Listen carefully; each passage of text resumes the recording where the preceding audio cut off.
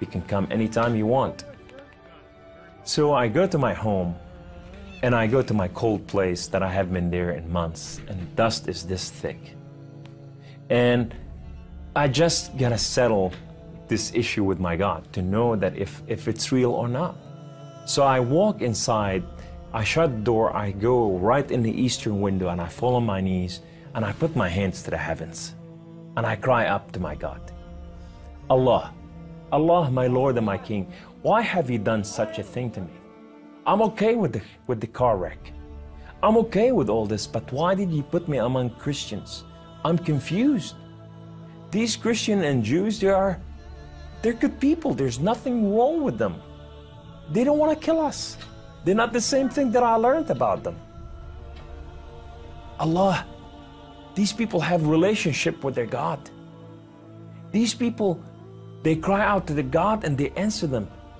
I want to hear your voice. I want to hear you love me. If you're real, speak to me. I want to hear your voice. Guess what Allah said that day? Absolutely nothing. Kamal felt that because he questioned his faith, the honorable thing to do was to end his own life. So I went to reach out my guns and put it in the right place and clock out.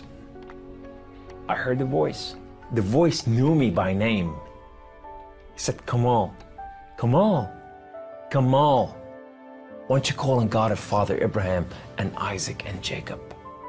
And now I fell on my knees and I put my hands to the heavens immediately as I heard the voice, and I cried out with every fiber within me, God of Father Abraham, if you are real, would you speak to me?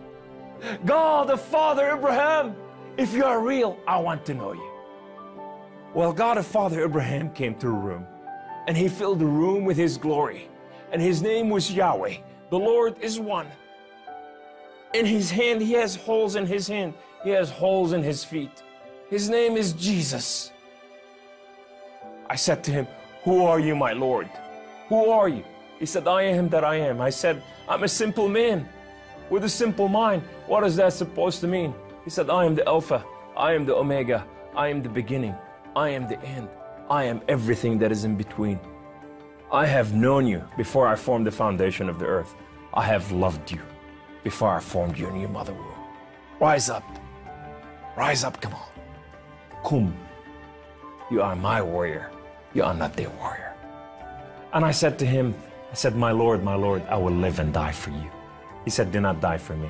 I died for you that you may live. That day, instead of taking his life, Kamal gave it to Jesus.